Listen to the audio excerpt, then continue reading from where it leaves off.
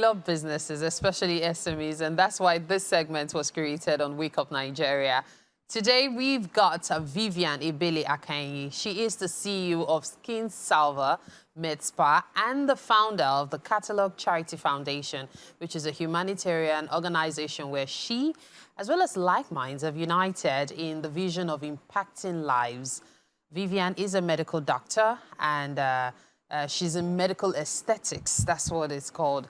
And she's also, of course, a young businesswoman. It's so good to have you in the studio with us this morning. How are you doing? I'm very well, thank you, Mary. Good morning. Good morning. So the medical doctor and businesswoman thing is becoming an increasingly common phenomenon. Yes. There used to be a time when you talk about professions that you couldn't mix with anything else. Yes. Medicine was top on the list. How are you guys coping? So I'm a doctor in medical aesthetics, though. So medical aesthetics is basically people that take care of your beauty, the outward look of the body. We add one or two things to the body to enhance it anyways. We don't do surgery. I'm a non-surgical medical aesthetician. Okay. So it's totally different from the medical doctor itself, you know. Okay. So it's pretty much more like being an entrepreneur and being a doctor in medical aesthetics. And it's beautiful. I like it so far. That's really cool. Thank okay, you. So let's talk about your business. Salva. What is it about? All right, Skin Salva is all about the skin salvation. It's all about restoring hope. Oh, so Salva, like salvation. Yes, oh, thank you. That was a good one. Yes, thank you. It's all about the skin salvation, restoring hope to everyone, both men and women, you know. I am really a big fan of whatever you want.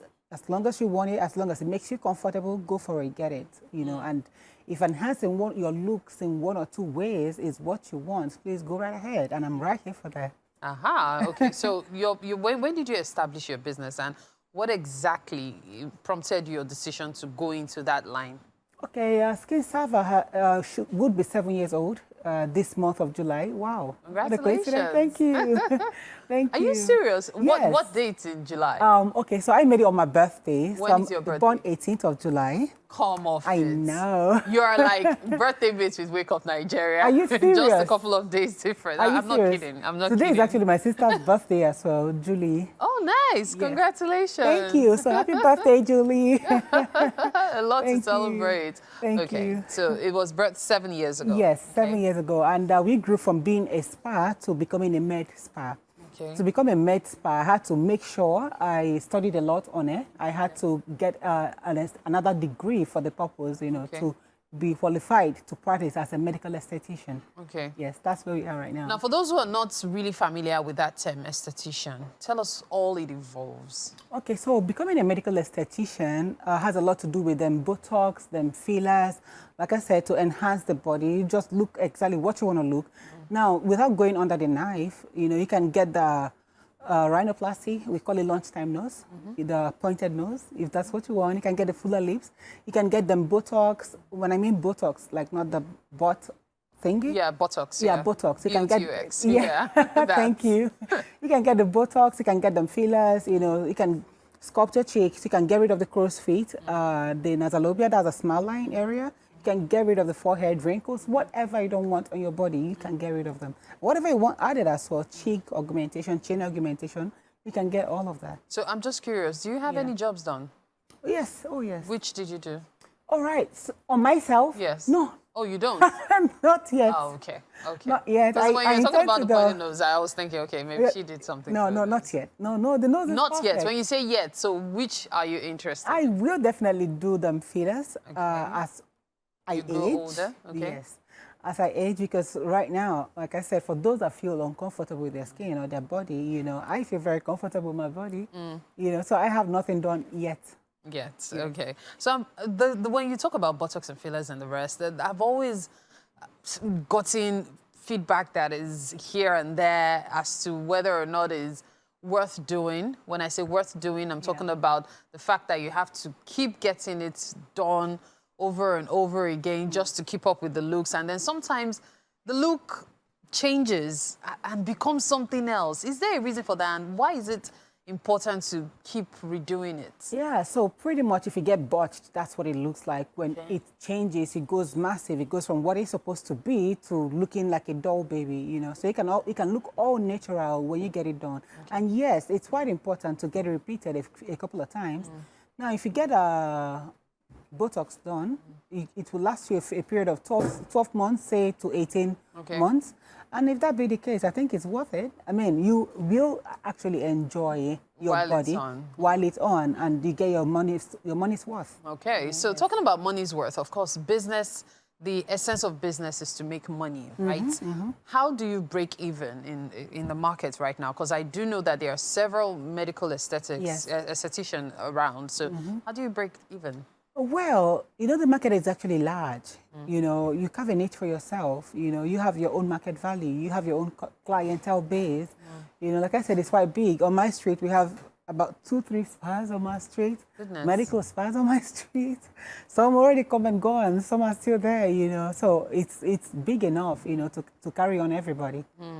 So how do you break even, though? All right, so plus and minus the fact that things are really not so stable right now, the diesel hike and the rest of them, we still break even regardless, but it's not as before. You know, business is not as before.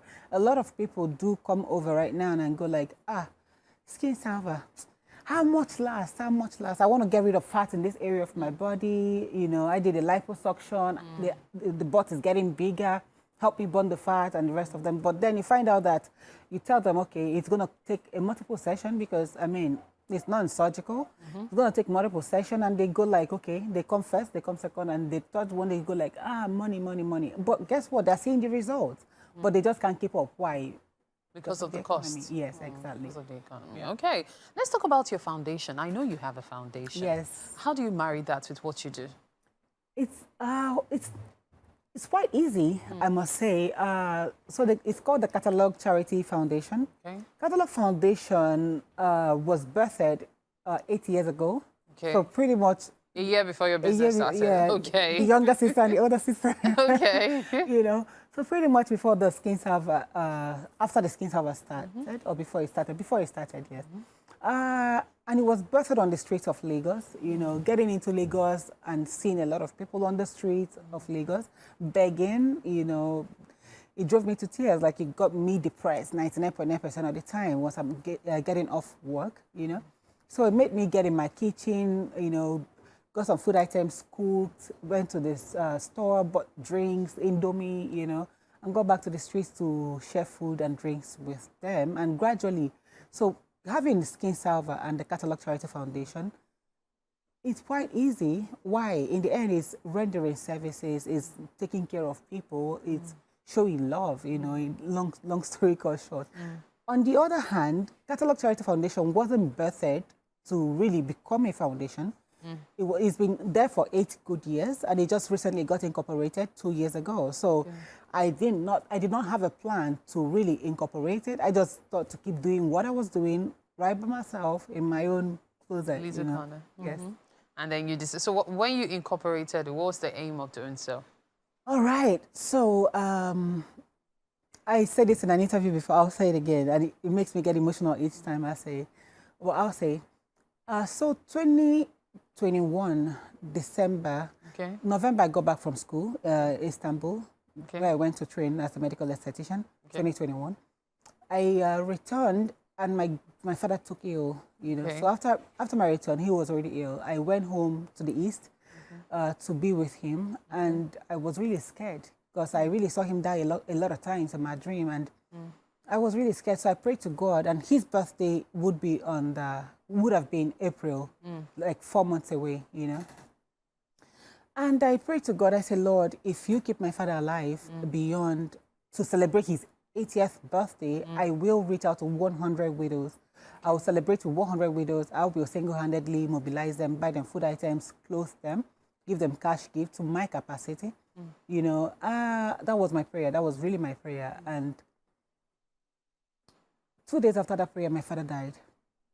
You know, so it got me, I wouldn't question God, you know. I questioned, but I mean, you have to really pinch yourself and sit up straight. As I'm sorry, you know. So it got me back on my toes, and I got thinking, and I said I can't really be totally ungrateful to God. I mean, I was privileged to have a loving man as a father. You know, I was privileged to have the very best, a man I look up to like a God. You know, that's how much I value him. You know, so I said, Father, I made this prayer. It wasn't on. I mean, you have your reasons why you did what you did, why you took him. Maybe you love him better than I do, I don't know. But if that be the case, I promise to celebrate with 100 widows on his birthday. No problem. This is his death day. The day I lay him to rest, the next day I will still celebrate with 100 widows. And I kept to that. And then with that being said, I incorporated the foundation excuse me. I incorporated the foundation 2022, the same month as I buried my dad, you know. So a day after the burial, I got 100 widows together. I asked for 100, I got 124. Okay. You know, I got all of them together, gave them everything I promised initially to give if my father was alive. And I pretty much incorporated the Katalog Charity Foundation, having my father in mind, in his memory. Wow. Oh, wow. Minus that, it wouldn't have been birthed. Wow, that's impressive, especially the fact that you're able to keep it up.